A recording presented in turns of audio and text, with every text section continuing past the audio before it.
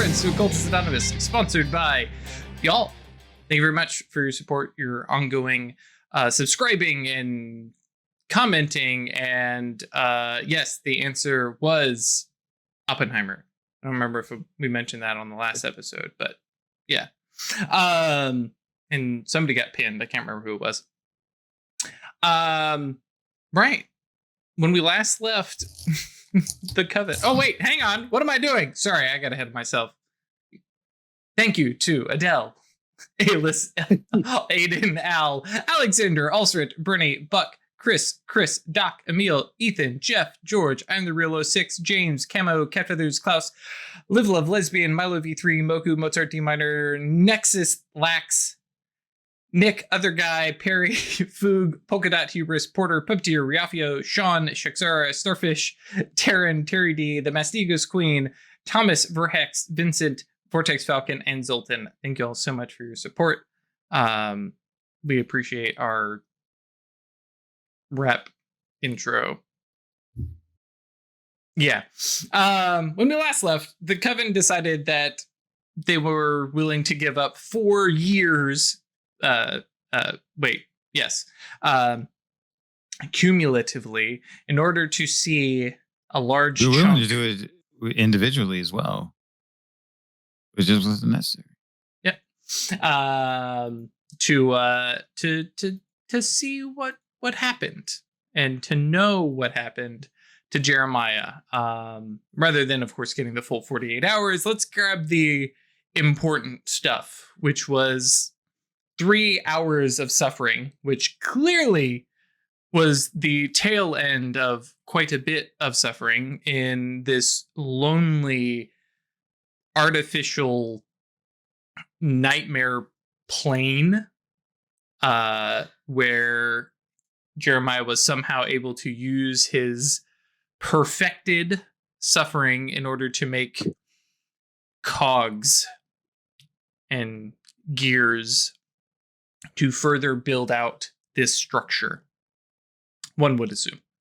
And then got smashed up in the machinery, and mages swept in order to save him and give him false memories, so that one might assume he could continue his labors at a later date. Since then, nothing has happened. We actually, that's where we left off. Out of character, I did give some conditions to the gang, which we may see as we move forward, as they suffer the consequences of their actions, as they've given up different portions of their life.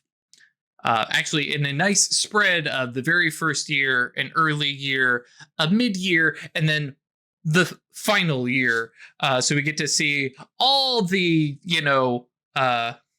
Goldilocks bears beds, the beds. You know what I'm saying. No, we want you to work it out. Yep. Couple more takes of that joke and you'll get it just right. Just come on, yeah. Terrible. If I do this very well, nobody will notice the edit, where I splice this together. How stand-up comedy works. Fair. You write, you edit, Fair. you perform over and over again, then you film the special. It's true. Once you've perfected your routine. Yeah. Oh. So yeah, that brings us to you all speaking with Broken Time, having come out of the new memory that you all share. It's plugged in on your timeline, overlapping effectively in that missing space. So where you once had this connection to a year of your life, you instead have this vestigial appendix 4 hours, that technically, just kind of to put it out there, anybody who was to inspect your timeline might be able to find and enjoy it themselves, which is real awkward for Isabel, because hers is kind of flapping out there amongst her fate and destiny, as opposed to the rest of y'all who have it connected back to your past. Careful what you ask for from rank something supernal beings of time. Wait, so the portion of the memory or the memory that we have is tied to, it's like slotted into the year that we gave up? It's more like you no longer have, like, in my head, the way I'm thinking of it, because every week I'm editing videos, right? There's this section that's grayed out. It's no longer yours. It exists. And then just above it, overplaying it, is this 4-hour segment. You still have the memory of it. It's still there. Cool. All of you can relive it anytime you decide to think of it.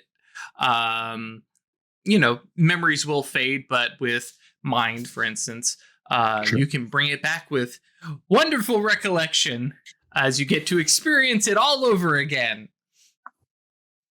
Yeah, like initially I had been worried that I would be giving up like some of the like spell knowledge and such that I had learned during the year, but it's there. It's just not, I don't feel any connection to it. Yeah, it feels like somebody else lived it.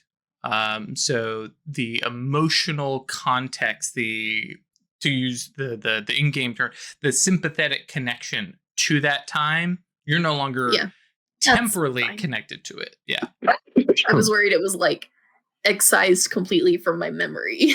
Nope, it's just not yours. It's still part of your timeline. Okay. Yep. I mean, to be fair for Helena also, that's basically a time that she is divided herself from anyway. It's very much like that life was Michael's. Oh yeah. But yeah, so that drops us here kind of as the four of you draw back from Jeremiah's memory. Telepathic connection still in place. Petrichor no longer out of sync in her own time stream from the rest of y'all. And you can decide how you wish to continue forward or return back or...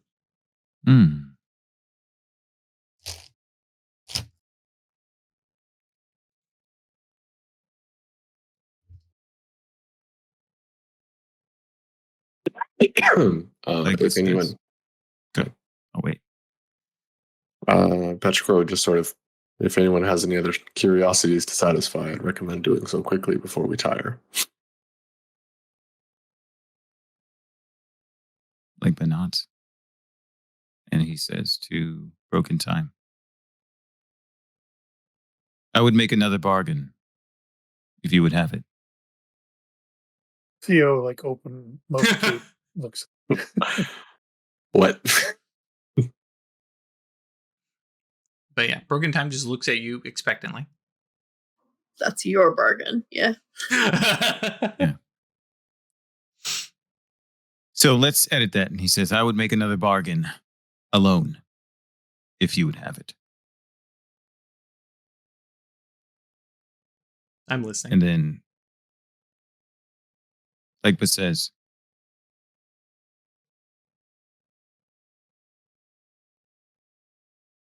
I wish to ensure something. Are you able to do so? Depends on what you were ensuring.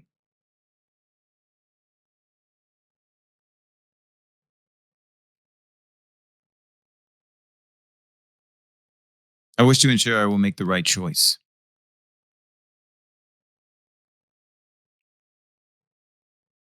About what? About when, actually, I think is what Broken Time says.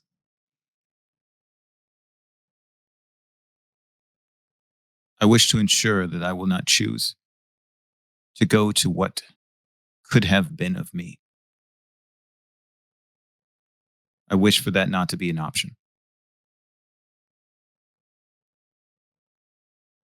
I was shown an image, a vision of who I would have been had someone not intervened. And although I understand that I am not he, if I were given the power to become he, I imagine it would be tempting. I merely wish for that not to be an option. That is relevant within your purview.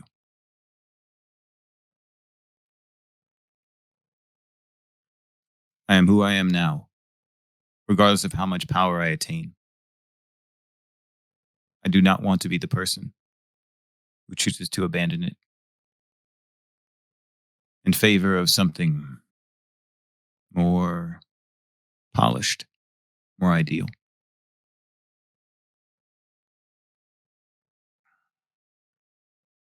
And what I'm thinking here, Drew, Mhm. I didn't realize we were going to have another opportunity, so I didn't tell you this in advance. What Cloak is really looking for is something like an oath or a geas. He's not looking for some real He's really looking for the opportunity to make a pledge that will be protected by this being, as opposed to something being excised, Mhm. right? Okay, cool. Like- Yeah, that's more of what I was thinking. Okay. Yeah, he thinks of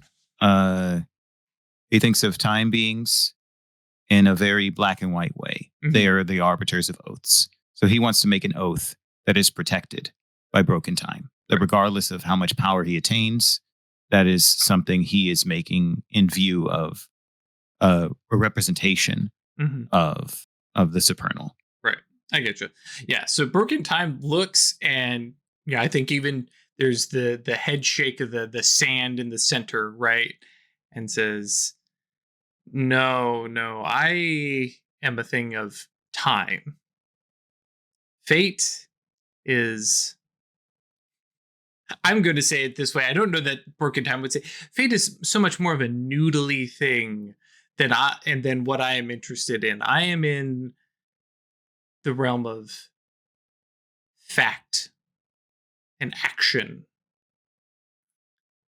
Time that was, time that, I guess it would say for me is, though trying to talk about time in the future is difficult with this thing. Yes, of And course. the raw turning force, and as it says that, the spinning hourglass pauses for a second and the head rotates, and then continues rotating back around. I am the animating force and the fixer of such broken things. Your timeline, of which you speak, does not exist.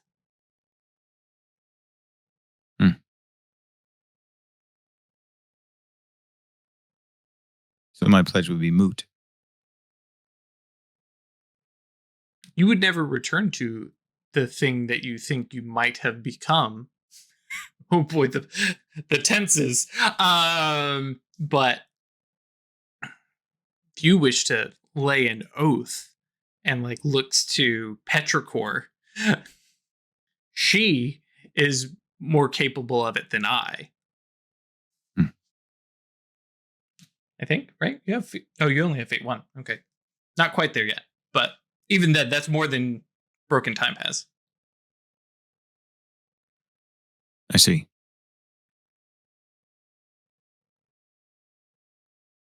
Or take up your request with one of the Moray.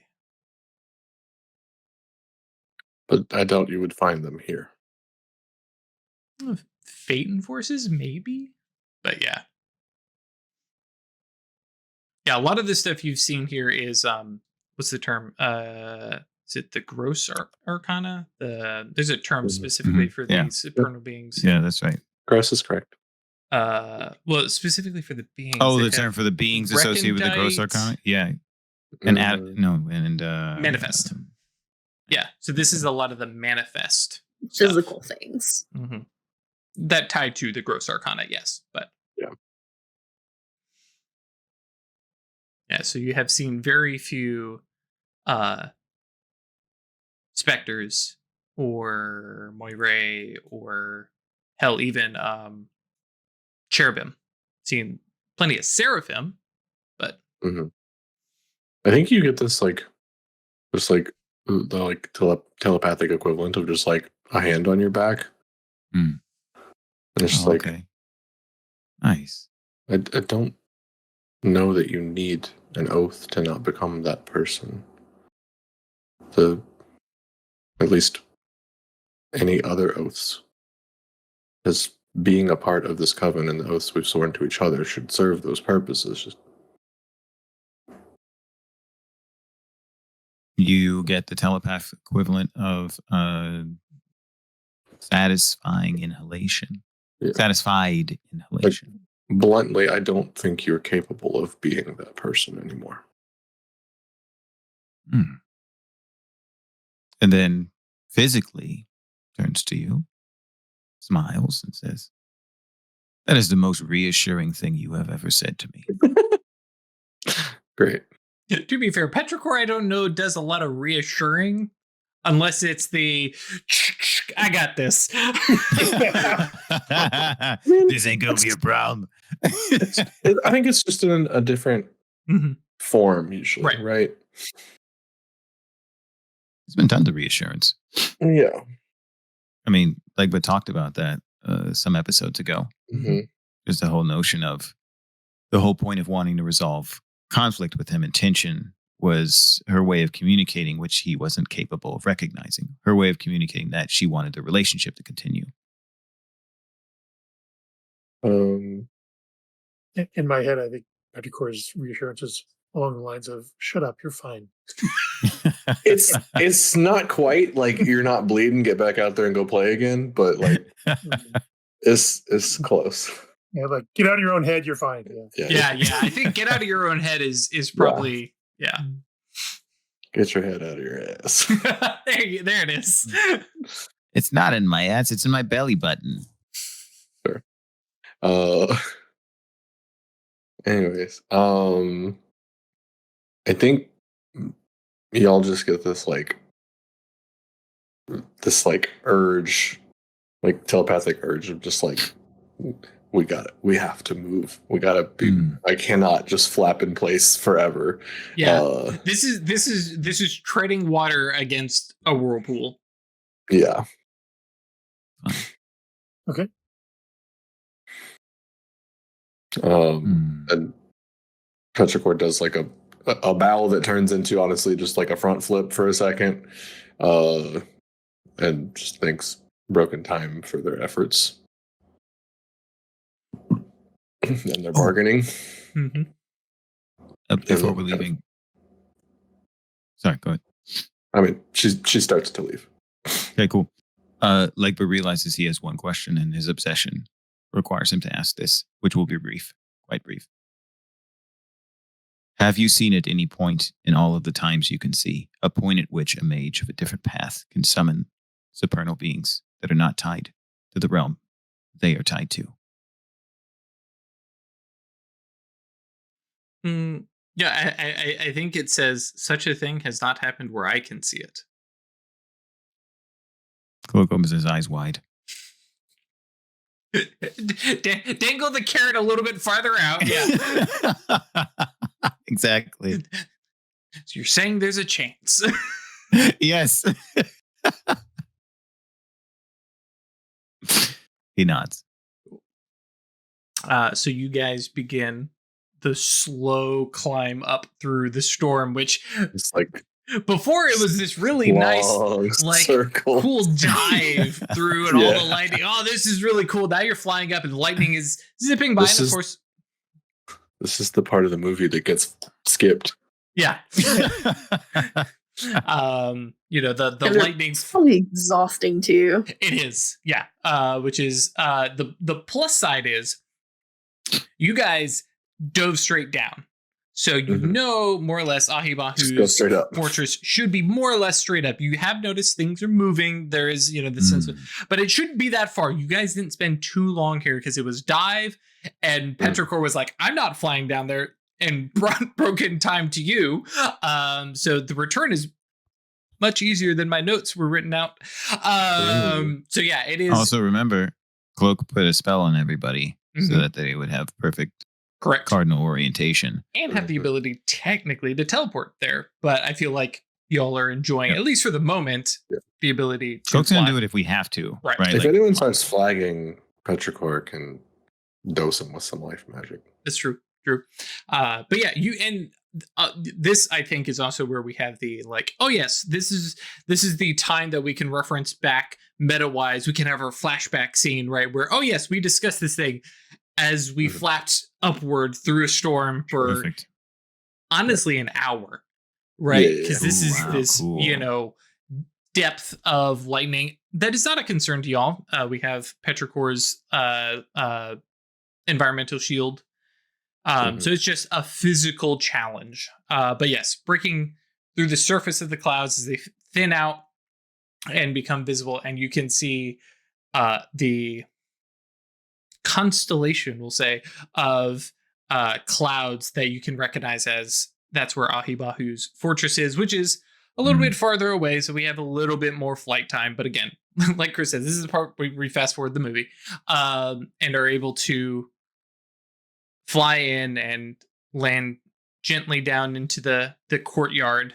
Ahibahu is not here, having done his little bit of cleanup. He's probably returned into his fortress, but you all have a moment to rest, relax, make any plans, or go speak with the wacky guy.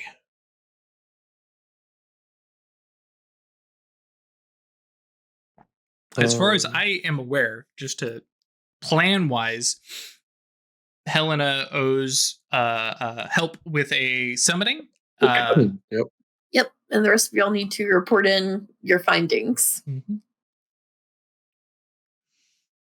What forces does Helena have? 5. Oh, okay. 5 forces, 5 prime, 1 life. Right. She's very Yeah. specialized. Great. I don't regret, and I absolutely want to support you. I just hope that whatever we can do with this information is worth the price we paid for it. Who was that to? The group in general. I think of the 4 of you, Theo feels this pang probably the most. Like approaches, puts the hand on the shoulder of Baba Sarah and says, "Is the prices that define who we are, who we become. Cannot make your way through life without price. It is merely stagnancy. However," and he says, "in the interest of being your friend, if you need someone to talk to, even without an arcane discussion, I understand loss."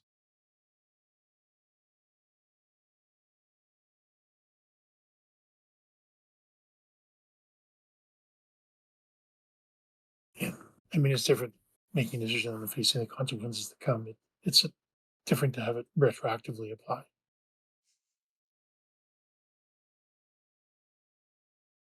That is true. I'm not begrudging it or anything like that. I hope that what we're able to do with this information is worth the price.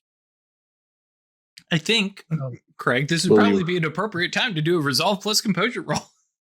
I was already queuing it up. Like, yeah, as you're sort of contemplating that, I think Petrichor just like, it's not like a snap at you, but it definitely has like a sharp edge to it. It's like, we won't hope, we will make it so.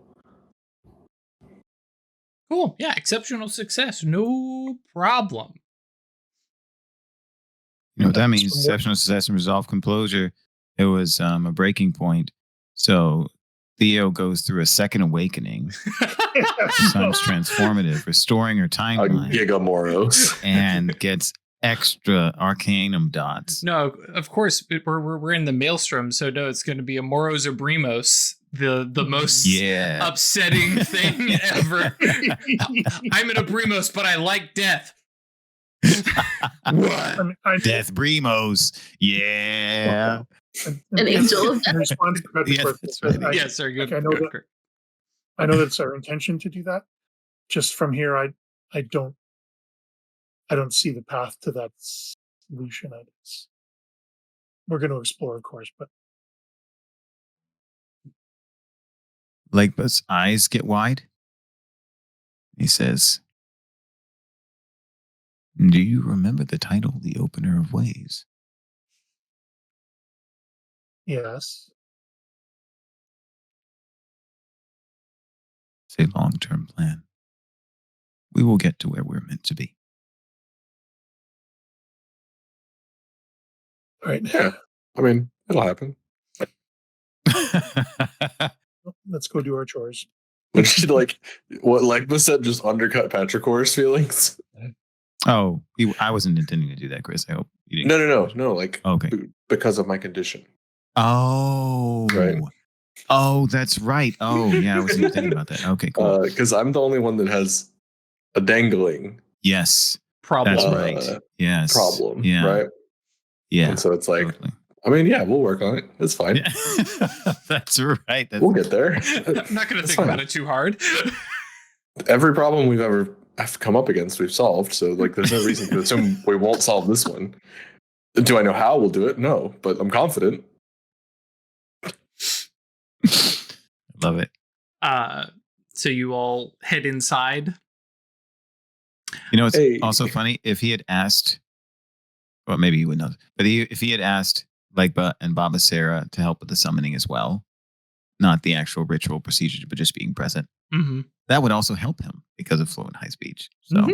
Yep. I'm not saying we need to be there. I No, want it no, to be I a scene understand. with the two Abrimoi, right? But I just mean, it's nice how that works in settings, right? Like fluent high speech, you get everybody in a cabal with it, then everybody can be there for the summoning without actually detracting from It it. works out to a +2.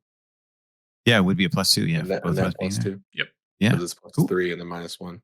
yeah, exactly. Yeah. Pretty cool. So you all head in. Ahibahu is meditating. The furniture, which Baba Sarah had returned back to normal, has been pushed to the outer edges of that lower space. And he is sitting kind of squarely in the center, like on a nice little cushion, and just is.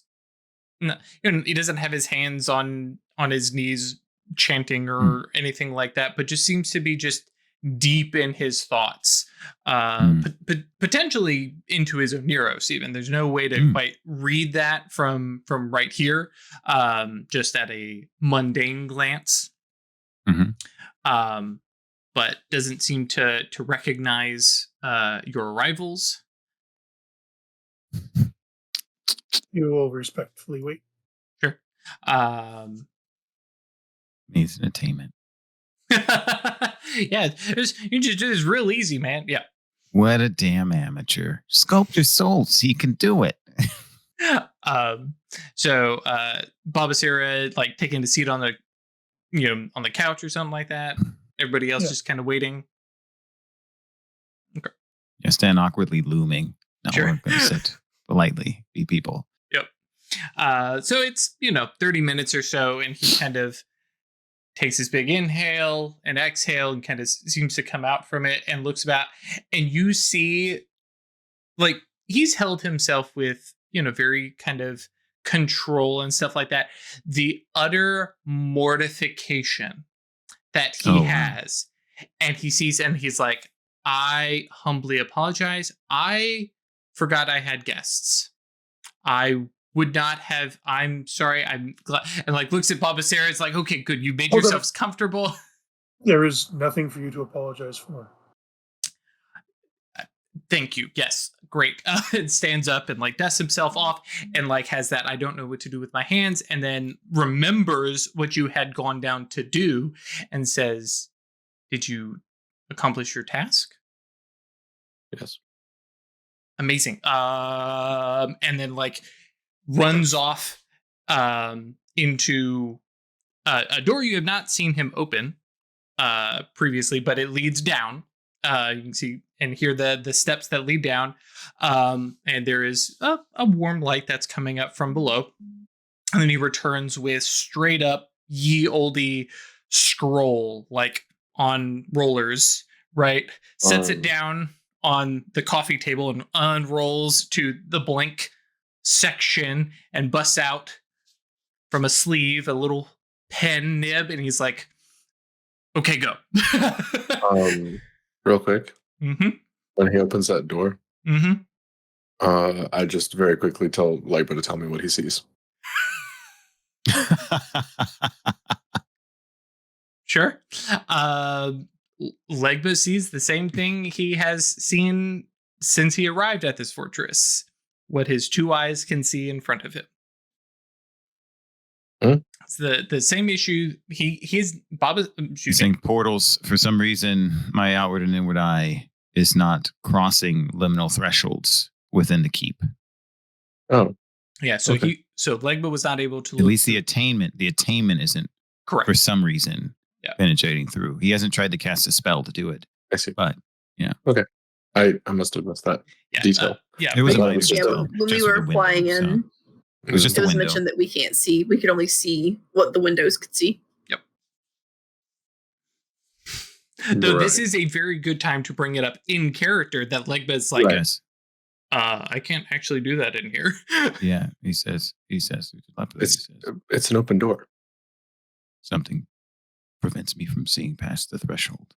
What do you mean? Oh, you mean looking with my eyes? Is that No, out I of mean, no. character? There's no Okay. threshold. It's Fair enough. it's an open door. You should be able to see through it. Yes, I do not understand. Everything you've explained to me about this. I mean, Yes, yeah. Cool. if you don't want to spy on him, just tell me. It's fine. That is not the reason why I'm saying this doesn't work. It is not an untruth. I am unable to see through use of my attainment. I do not understand why. I would like to. However, Blocking you? well, I guess, he turns on active mage sight and spends a point of mana to bring Prime in, and then looks at the threshold when this is working and tries to determine if there's an active magical effect. Yeah, because now you're turning on Prime and you get Yes. slapped with all the spells that are going on in here, right? Which you're like, Naturally, okay, yeah. There's a lot of stuff for me to look at. I'm I trying to was find. prepared for all this information. Yeah. Jeez. But yeah, there is one that overlaps basically the interior of the fortress and seems to extend down. It has a sense of quite a big scale that is basically a prime veiling that just shields off scrying, just any kind of looky peeky stuff. There is a prime. I guess we could even say you get a big symbol that says like private, no cameras allowed, no flash Sure. photography. It is. Gotcha. Yeah. And for a mage who's sitting out all by his lonesome, doing whatever he's doing. Yep, you probably wouldn't playing with old well-loved magazines. Yeah, right. That you find in the woods. Moving right along. But Legba says, after he does that very quickly, he says, there is a complex ward against scrutiny in both senses. All right. Yes, yeah, believe big that's- supernal symbol of privacy. I believe that reinforces his initial request. However, no, I shouldn't say it. That's fine. Ask me later. And yes, Okay. there might And be a then solution. we catch up to Yep. him, him doing that. All the scrolls and whatnot. Mhm. Yeah. Do you? Petrichor just immediately starts shouting about the big fucking Godzilla thing. Mhm.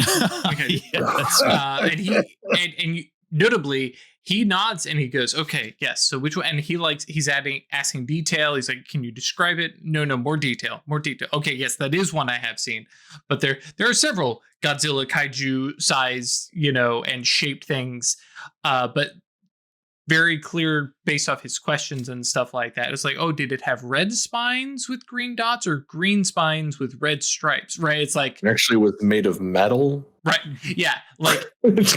And like you realize that the thing that he's got rolled up, and it's quite a big, is this catalog of these huge supernal This beings. motherfucker needs a BlackBerry. Yes, Mhm. yes, he does. He does need the BlackBerry. Shout outs to those who watched the Rookery and remember what we're talking about. Dromio. He's my boy. Anyways, but yes, so he asks questions, gets some detail of the things that you saw. Obviously, you talk about like broken time. Do you tell him the nature of your bargain and what you saw? Not freely. Okay, and that's fine. Yeah, because Tell him about broken time, sure. Mm-hmm. That's fine. Any other details to clarify? Because we can just talk about the negatives, the things you don't tell him about, or otherwise we can just kind of consider most of it. You kind of let him know about. Yeah, pretty much. Okay. Yeah, Petrichor would have the idea, would have the feeling that like our trial and our bargain itself was like private. Mhm. Would consider talking about it if asked, Right. but like not going to freely volunteer it. Right. But everything else is like, yeah, we just flew down there and looked at a bunch of big ass supernals. Like Yep. that's fine. He nods, kind of Like sighs. we didn't scrutinize them. We didn't like talk to any of the others, like what they look like and some guesses at what they are and stuff like that. That's perfectly fine. Conjecturing. He goes so far as to say, "Oh, one should not scrutinize those beings. It is unhealthy." Worked Seems out fine like for it. us. Yeah. I think Petrichor will just say it worked fine for me. Mm-hmm. And kind of like looks at you, and the fact that you're here, like that wasn't part of our discussion. You were just to tell him what you saw. So he writes that all down. Goes, very, very good. Kind of, I think he properly sands the paper and shakes it off, and then rolls it back up and sets that to the side. That is exciting. Some new things, some ones I'm familiar with. Did you venture lower? Do you No. okay? Do you plan to? No. Well, I can understand that it is a fearsome place, but to reach down to that even lower level, like you can see, he gets the Go even wild further beyond. mage eyes of like, what is down there? I can't remember if this was like one of the questions I asked him, but like, what is the like central? Maybe I'll just ask him here. It's like, I know that this information is sort of in payment for our stay and everything, but my curiosity demands that I ask what the sort of central through line of your existence and research here is. What do you hope to devote yourself to? I think is the way that she'll phrase it. He kind of laughs, and like you got him in the right mood for this kind of question. And I think he gives even like schoolgirl level, titter. Oh my! It's like that's a very personal question, isn't it? But yes, the supernals. I want to understand them at a deeper level. They are a being above us, beyond us. I wish to know them on a, Drew's going to use the word intimate because my vocabulary is struggling for the moment. But yes, on a more intimate level, to know them. I think he says to know them as people, not merely supernal beings. As Intimate works. Intimate doesn't have to be carnally. yeah. That's true. To know them as more than just symbols, as other mages treat them, to know how they think, to understand. And I think he turns to Legba and says to understand their virtues and vices, like looking to see if Legba knows what he's talking about. Yes. I share your interest. For the meta knowledge, when you investigate supernal beings, they don't have vices and virtues that match up to human standards. Mhm. They're just totally. wildly esoteric and out there. Yeah. So Exude self-actualization when they confuse mages.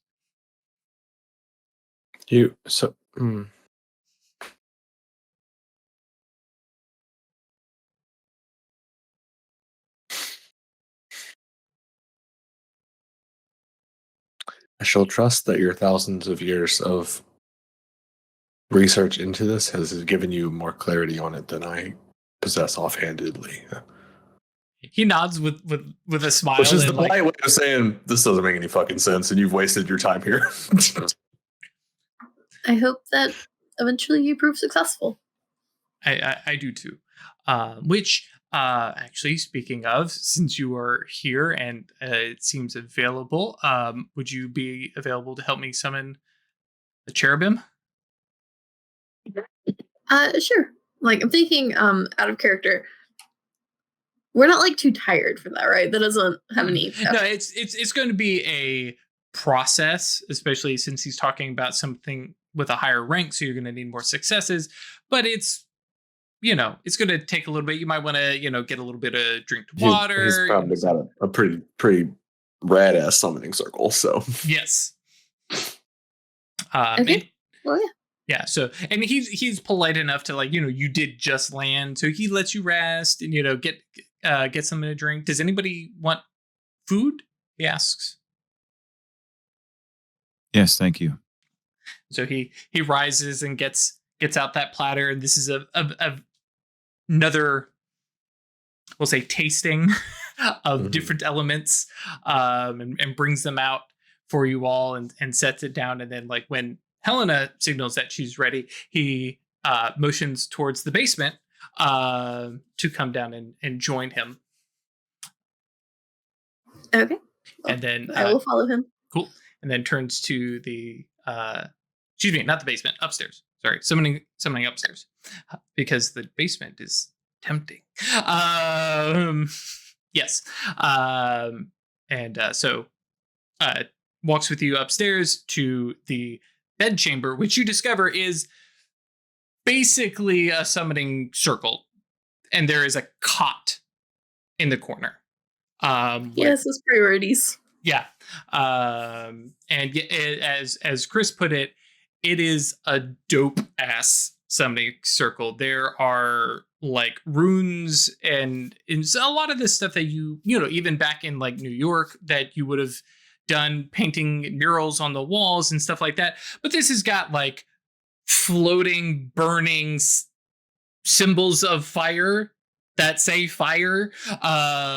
It is just cranked to 11. This is the nerd who has too much time and money, so he makes a movie room that looks like the Millennium Falcon. Yeah, it's that equivalent. And you've probably heard of mages back in New York who have setups like this, right? But it is especially really uncommon, right? Yeah. And for another Abrimos, you're like, damn, yeah, I would love to have this. This is awesome. So he shuts the trap door and then walks to the center, and he's like, "This is it. Go ahead and feel. Look. Are you comfortable?" It's he has this nervous energy. It's I would go so far to say it is boy on his first date kind of nervousness, and then says, "We are going to attempt to summon." I will say a rank 7. He has another term for it. Cherubim, which are not in this space, right? So he's trying to bring in a prime angel of forces. He's like, I've never successfully managed this, but never had another Abrimos here to assist me. He also doesn't have the life magic to stay awake for long enough to do it. Probably also I just love true. the idea that there's a brazier there burning in the supernal rune of fire. Mm-hmm. Yep. Yeah, I think he has, the kind of classic 4 elements set up in the corners. He's got, pillars devoted to the 4 winds. It is very Forces Obrimos, right? They have to run around like at the end of the 5th element and complete all the tasks. I was going to say, this motherfucker is definitely not remembering there's a 5th element. Yeah. No. But he gives you a second, like, professionally, like, okay, this is the space, talking through the ritual, and then and now we need our like 30 something successes. So do we just go like sit at like opposite points on the center of the circle? Yes, you guys stand on opposite ends of the circle, ends, halves, hemispheres, opposite each other. Yeah, opposite each other. Yep. And work through, and like he even describes the full ritual. Like, he has done the intellect occult roll to set this up. He's just needed more people to try something like this. And without making you spend a bunch of time rolling, I've already determined that this is going to take 6 hours, during which you guys are going through this. So while you're doing that, and are very focused in on that, all right, gang, anybody going into the basement? I asked because Chris mentioned last episode, no, this is the kind of thing we do before we leave. Theo will not be breaking the ritual of hospitality. Sure. Leg was now curious to see if this place, considering he's been here for so long, has a hypnotic equivalent. Oh, okay, cool. Yes, it's like, I'm gonna sit down. Well, not sit down. You're already doing it. Sure. And what about Petrichor? I think she just like offers to play cards with Baba Sarah. That's what I'm talking. Cool. Let's play for them. Cloud snacks. Actually, that's true. While Legba heads off into the Temenos, while my brain is trying to figure out what would be here in my should have been prepared. That was my bad. It's hard to find. It is definitely hard to find. Not many people have talked about it. For Baba Sarah and Petrichor, do you guys get up and get more snacks from the larder? I don't think so. Literally just behaving myself for Sure. once. It's fine. When you write prep notes and says, Chris will do something hasty here, and then Chris doesn't. No, I'm joking. I'll just make you tell me off screen. It's fine. I don't know if you're prepared for this, but since we have a few hours, Theo might do some introspection. Yep. No, you guys are good. So yes, for Legba, you throw yourself into the Temenos, and yeah, finding a place like this in the Temenos is a pain in the ass because not many people talking about it, and the links to get here are journeying through really esoteric realms. It's like, yes, I need to find, where mages are talking about the Maelstrom, and then yes, this fortress in the Maelstrom. So what I'm going to do in order to see if we can discover this in the 6 hours that you've got, can you give me an appropriate role? I'm thinking streetwise to kind of talk amongst folks and stuff like that. And I think you have, did you end up taking Cognosce? Cognizant? Yeah, I did. Cognoscent. I mean, the singular thing is cognoscent. Yeah. I mean, in Greek, you're pronouncing all the vowels, but in English, you say cognoscent. Yeah. Because I think... Yeah, we go to Metropolis first. Mm-hmm. That might provide a buff so you can kind of ask around. But we get one roll at this, and it is at a -5. Okay, sure. One roll at a -5. Great. Mm-hmm. And this would be streetwise, you said? I think that's appropriate, but if you have some other idea, I'm down to hear it. Let's see. Yeah, actually, I do have another idea. Mm-hmm.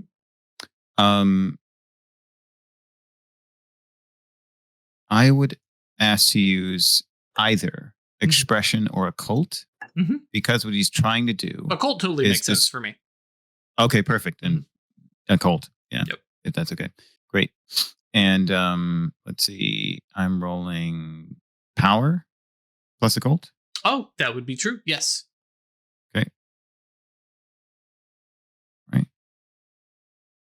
-5, so I'm going to spin me a willy. Tag that willy. Mm-hmm. Great. Normal.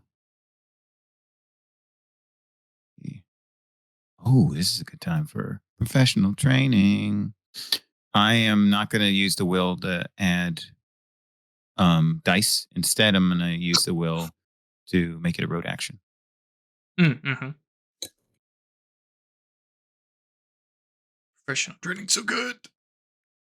Right, let's see.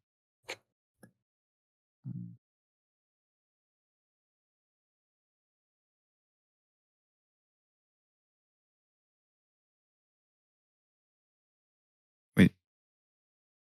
Yes, that should be right. Come on now. 2. Yay. Good stuff. Yeah.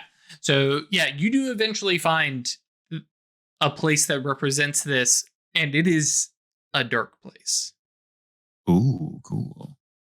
The representation of it is not like the plantation, right, where it was an almost 1-for-1 replica. This is amongst a number of realms. Well, you find it by following mage stuff, and you kind of briefly tiptoe around the order realms, and kind of like, oh yeah, here's where mages hang out, and then there's this offshoot thing, this kind of dark path through the angry forest that leads you to the realms of the left-handed. Yes.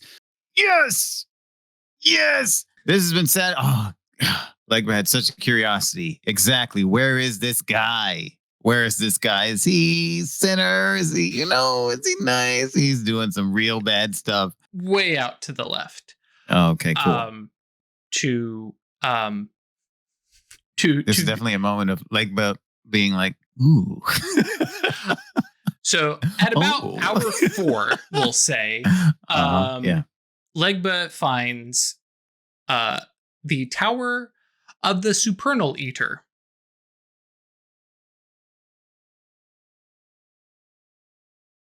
Oh, excuse me? You say that okay. We must have misheard you. Did I, in high speech, eater, consumer of the supernal? Yes. Or actually, in high speech, it might actually more be properly the consumer and eater of the flesh of supernal beings.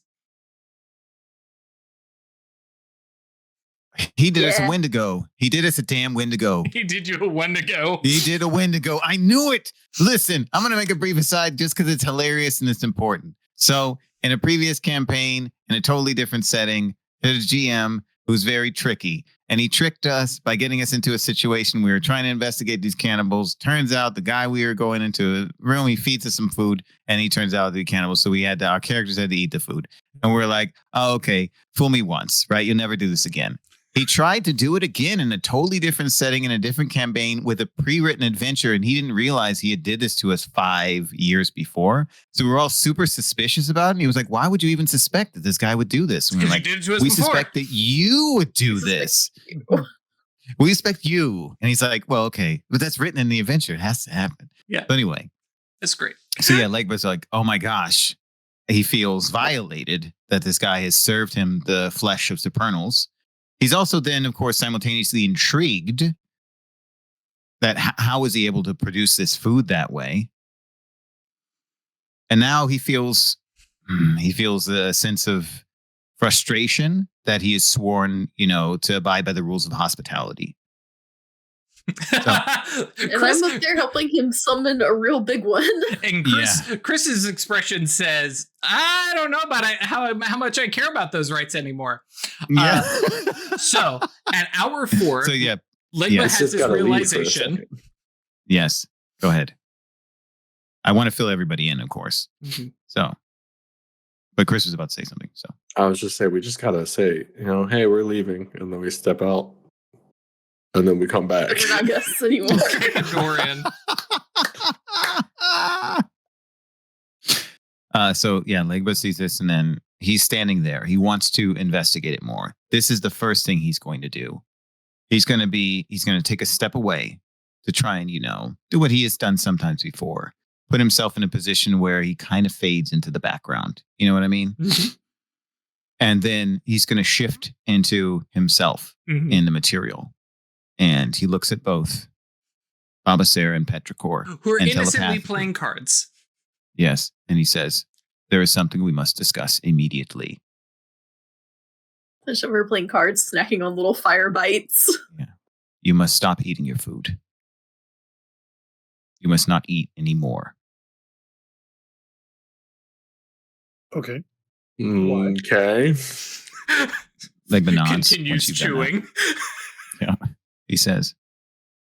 Yeah, like sort of spit it out, or And so Legba normally would be filled with a sense of tremendous, righteousness. Like if anything would bring him to a point of violence after this pass of getting to not choosing that in the first way, I think this is when he'd first feel that pang of, oh, wait a minute, I feel sick about choosing that as a solution. Because his thoughts immediately go to, we need to stop this. He is doing something anathema to the Supernal, right? We have to stop him.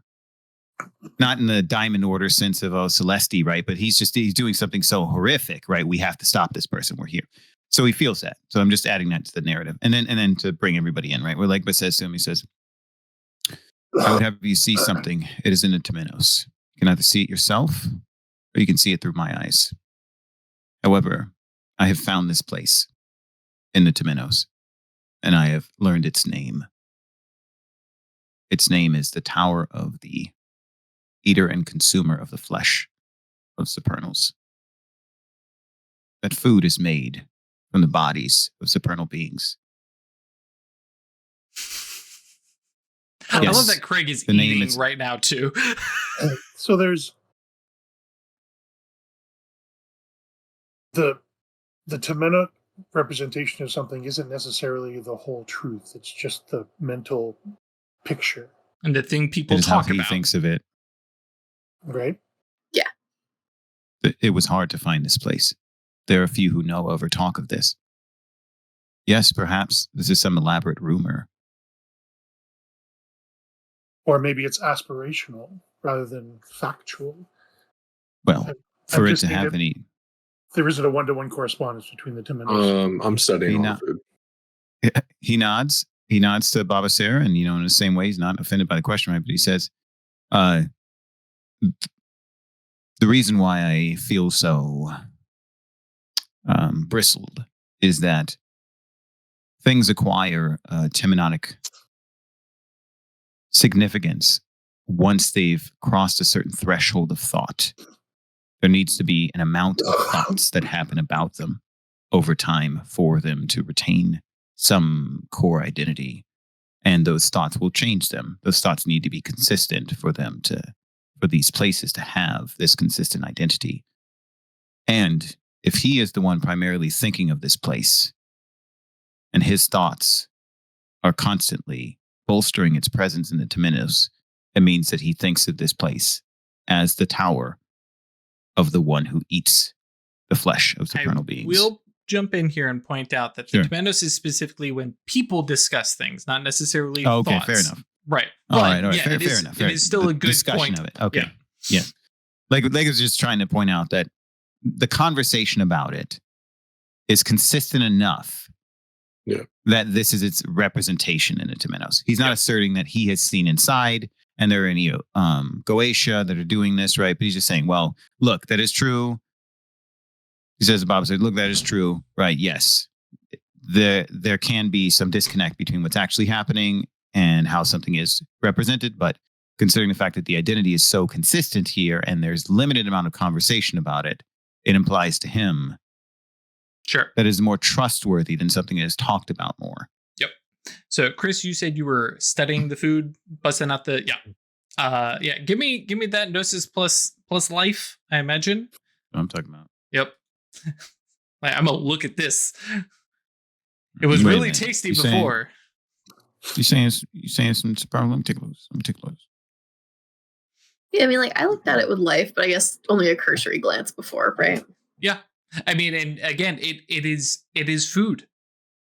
It appears to be food. It is something esoteric and Yep, that's food. Yep. And yeah, Oh, damn. yeah, it definitely reads as food. It is definitely otherworldly. It is definitely something from the maelstrom, but yeah, 0 successes. If I follow where your train of thought is going, Yes. I just want to caution you that we would be confronting a mage in the seat of his power, Yes. relatively unprepared. That's point number one. Can we challenge him? I don't Point know if I number- did. Does that break hospitality?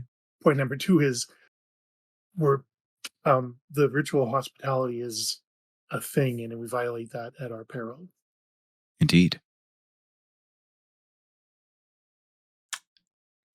Man, it's a shame that the person who's really up to date on the proper rules and etiquette of this stuff is currently Mhm. upstairs, because I imagine you guys have been having this conversation aloud Mhm. and not telepathically. So Helen Well, he is. did say he was doing it telepathically Oh, okay. So, because he wouldn't. He could hear it. It's his house. but he You want potentially to but whisper in yes, somebody's it's- house. Mhm. But he basically only speaks as That's speech, true. right? Yeah, you can decide who Well, you're supposed to. fair enough. That's true. We could have done that. Like, and yeah, for the sake of Petricor whatever has- makes sense, I'm okay with Yeah, that. Sure. Petricor has talked in Spanish in front of him as a way of like, That's true. So I will let you all set the stage on. Well, the big question: has Helena been part of this conversation, or has it been? I don't think so. Just like I feel like she. That's I true. guess she's still. I'm leaked doing in, but ritual. I she's don't got- need to hear that. Yeah, Yeah, Yeah. she's got like blinders on because she's focused on what she's doing. I like that. Yeah, You'd have to specifically like Helena. mentally start like knocking on the door to Yeah, because she's not listening to it's you. white noise. Yeah, okay, I dig that. Petricor would also be like, we can't interrupt it because it's been going. And ruining a ritual and causing something from the abyss to come here would be potentially catastrophic. I'm To not the realm. advocating any course of action. But you were Sure. Yeah, I'm just proposing something that I've thought about. And we're just sort of interpolating the outline of what your intentions might be. He takes a deep breath and he says, my intentions cannot be violent. I must first state that. Sure. It is a perhaps not surprising consequence of the sacrifice I made.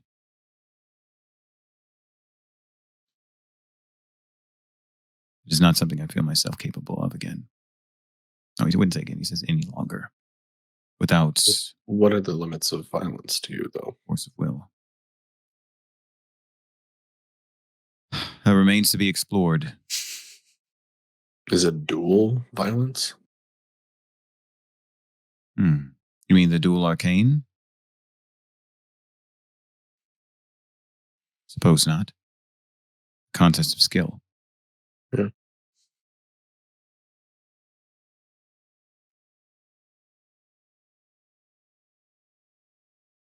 There may yet be other means. We can ask Helena when they've finished. Hopefully, if nothing goes wrong up there. You can also, Legba says, seek the intercession of one under whose purview this is more rightfully. He is in a realm of supernal beings, feasting on their flesh. Perhaps they do not know. You mean I just Me. summon one right now? Rates him. Why not There's report like it? interference having summonings too close together. Nah, it'll be fine. Hell, you don't really even have to summon. They're going to be up there for a couple hours. Just call them. Yeah, just hop. Yep, Yep, exactly. fly up. Let's go get the father of New Death. Yes, that's what I was saying. I mean, come on. I mean, if there was ever a time. That's Yeah. another Hey, you want thought to that I had is, get a jump start? Hey, I I hadn't thought about that. hesitate to find out what the trial for him is. So another thought that I had along those lines was that if he's doing that, you'd think the Sopranos in the area would know. why? I will also throw you back, I think 2 episodes. There are no They stay supernal away. beings. Yeah, Um, as we were around this getting area. closer, there weren't any around. Like they steer clear of this place. Mhm. I assumed that was just because it was this weird physical castle hanging out in the supernal world, but I'll be honest, I've been very proud of Ahibahu. Yeah, for sure. We gave him the benefit of the doubt that they were like, weirdo, we stay away. Yep. Not, oh, he's eating us. yeah, He's an eater. I was Alright. like, this is a strange dude who Yeah. I do not want to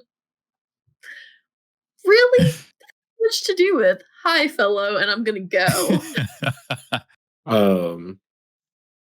I think probably what happens is that the three of us conclude that we kind of have to wait. Yep. At least somewhat. Mm-hmm. And he says, I repeat my question. Would you like to see the tower yourself? I have no need. Papa Sarah? Having been exposed to some horrors already today, I think I'll Yep. take your word. I think not in like a dismissive way, but I think the way that Petrichor phrases it is, I have no need for a dream when I'm standing in a nightmare. Good line. Fantastic. Thanks. Might be episode title. We'll see. Yeah. Oh, It's long though. I just had thought of are Mhm. the solid forces materials that the thing is made of, are those their bodies? One more time. You're talking about like the walls of the castle and stuff being made of like solidified forces, bricks and such. No, it's not No, the- because he's no, eating. no. Those are spells, but the food. He ain't wasting food to build his castle. Yep. I always wonder if he Mhm. was like use the bones for the walls. Right. And Oh, did yeah, they that'd have be cool. meat and bones? I don't know. Probably not. Once you're a mage like Ahibahu, there's all sorts of things you find out about supernal beings. Yep. Okay, so then Drew, let me ask this question so I can contribute to the story moving along. Mhm. Is there any relevant information that Legba might find by scrutinizing the tower within the Temenos or trying to venture and look in the windows? Okay, cool. No, Great. no, and Unless and you to just because at this point you guys have 2 hours. Not that you know that, but it's like, okay, let me see what I Yeah. can find out. The long and short of it is, you go about. There are some twisted Goetia that look like zombie supernal beings, right? Whoa. Like these, things that are like somebody's chewed on Yeah. them, and it's just like what, and it's very off-putting, but obviously it's all kind of the you're definitely seeing we'll say the Diamond Order description of this place and this person, right? Gotcha. Okay. And so it is the kind of characterization of stuff. And it's like, okay, this is definitely amped up, but it's based on a place, and it definitely fits into what we're talking about here.